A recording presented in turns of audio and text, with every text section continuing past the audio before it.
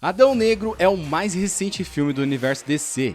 Ele fez sucesso nos cinemas, acumulando quase 400 milhões em pouco mais de algumas semanas nos telões. São muitos detalhes que você pode ter perdido, e mesmo que a maioria das pessoas já tenha visto essa grande obra, provavelmente não pegou algumas referências dos filmes da DC. Afinal, o último detalhe você só vai entender se tiver visto a cena final da obra. Então, vamos para a lista dos 16 detalhes que você perdeu em Adão Negro.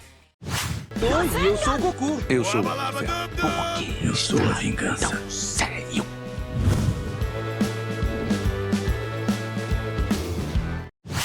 Black Adam chegou aos cinemas e trouxe diversas referências, algumas delas sendo de dentro e outras fora do próprio universo DC. Vamos ver algumas relações com outros filmes, de forma mais sutil, mas que mesmo assim vão te passar uma sensação de imersão. Bom, vamos começar com todos os detalhes que foram apresentados no filme de forma cronológica. Assim, você consegue acompanhar melhor e não ficar perdido. Bom, o primeiro detalhe já é apresentado logo no início do filme, que se passa em 2600 a.C., com a escravização do povo de Kahndaq na África. Os escravos eram forçados a minerar um material chamado Eterno, que serviria de base para forjar a coroa do rei. E aí nós temos o triângulo. O triângulo é um símbolo que os escravos fazem quando se rebelam. Da mesma forma, também é o símbolo da bandeira da região nos quadrinhos. Assim, a população usa esse gesto como um símbolo da sua revolta contra um reino escravagista. E se você prestar atenção, as estátuas dando os braços no filme também são tiradas dos quadrinhos, onde há uma escultura idêntica. Bom, o garoto que inicia essa revolta é capturado pelos soldados do rei, e na mesma hora ele é condenado à morte, e sua execução seria na frente de todos. Porém, antes de ter a sua cabeça arrancada, ele é teleportado para o Conselho dos Magos. Nesse conselho, ele é recebido por um mago, o mesmo mago que daria poderes ao herói Shazam anos depois. Bom, quando ele conversa com Billy Batson, que se tornaria o Shazam, ele conta a história de um campeão selecionado pelo conselho, porém, que havia usado seus poderes para a vingança. Depois, em Adão Negro, vemos como essa história realmente aconteceu. Logo em seguida, o filme corta para os tempos atuais, com um garoto andando de skate entre os carros. E essa cena é muito parecida com a cena do filme De Volta para o Futuro, de 1985. E ao decorrer do filme, percebemos outras referências assim. E tudo fica mais claro se considerarmos os tempos atuais como futuro para Adão Negro. Bom, seguindo, nós temos as revistas reais. Na próxima cena, esse mesmo garoto, que se chama Amon, derruba algumas revistas em quadrinhos que são revistas reais das histórias da DC, sendo elas como Cyborg Rebirth, Batman Odyssey e o Wonder Woman Rebirth. Depois disso, Isis, a mãe do garoto, está buscando a coroa forjada com o material que o povo de Kahndaq minerou. Segundo as lendas, ela poderia despertar o poder de um novo campeão do inferno. Na sua busca, ela liberta o Adão Negro, que durante a sua fuga faz um golpe com as mãos que gera uma onda sonora. Com certeza isso te lembrou o tapa do Hulk, que gerava uma onda sonora destrutiva. Mas também é um dos poderes do herói da DC nos quadrinhos. Na mesma cena, vemos que o anti-herói usa sua super velocidade para enfrentar seus inimigos de forma despojada. E isso, mesmo que não seja óbvio, lembra claramente a cena de Mercúrio em X-Men Dias de um Futuro Esquecido. Após segurar a explosão de um míssil de Eterno, mesmo o minério que forjou a coroa, Adão tenta sair voando, fazendo aquela pose clássica dos filmes e quadrinhos do Superman. Mas, por ser vulnerável ao material, ele acaba desmaiando e caindo bem na frente dos personagens principais do filme. Enfim, eles levam o anti-herói para casa com o objetivo de ajudá-lo a se recuperar do impacto. E por conta de toda a destruição, não demorou muito para que a Sociedade da Justiça fosse acionada.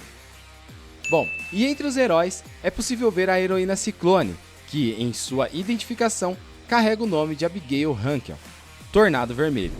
E esse é o nome e codinome da sua avó. E ao mesmo tempo, Tornado Vermelho também é o nome de um androide dos quadrinhos. Na mesma cena, conseguimos ver um tópico de observações adicionais no seu cartão de identificação. E lá, percebemos que seu autor favorito é L. Frankenbaum, o mesmo escritor da história de O Mágico de Oz. Depois, voltamos ao quarto do garoto e encontramos várias curiosidades interessantes.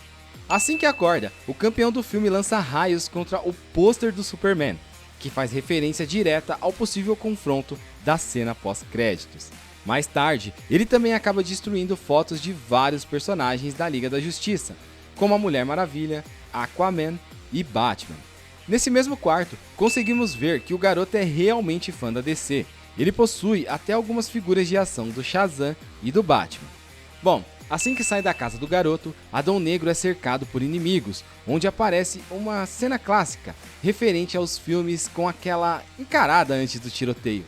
Na sequência, ele acaba enfrentando a Sociedade da Justiça, que visa abater a ameaça que Adão trazia. Porém, um dos inimigos que atacou Adão Negro acaba sequestrando Amon e fugindo dali. Nessa cena, ele acaba derrubando mais umas histórias em quadrinhos, só que dessa vez do Superman e da Mulher Maravilha. Bom, para ajudar no resgate, a Sociedade da Justiça se junta ao Adão Negro. Então, o Gavião acaba discordando de seus métodos, gerando um conflito que os ajudam a encontrar a coroa. Depois, eles escolhem dar a coroa para o vilão em troca da vida do garoto. Logo após a troca, Adão mata o inimigo para que ele não tenha contato com o artefato.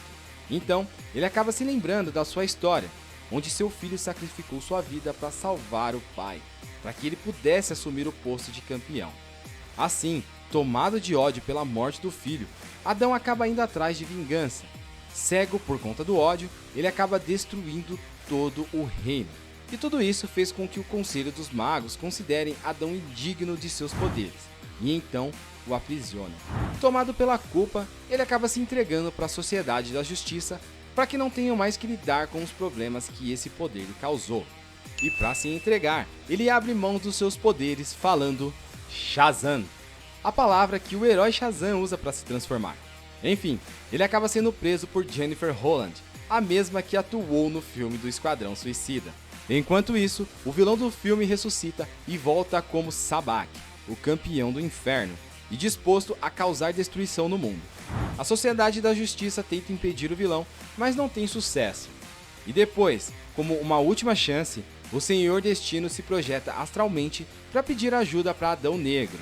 Bom, até a mensagem chegar, Destino luta contra o vilão, fazendo vários clones que pulam em suas costas.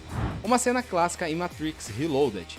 Depois, Amon, que ajudou Adão até agora, levanta um movimento contra o campeão do inferno, fazendo referência ao filho de Adão de 5.000 anos atrás.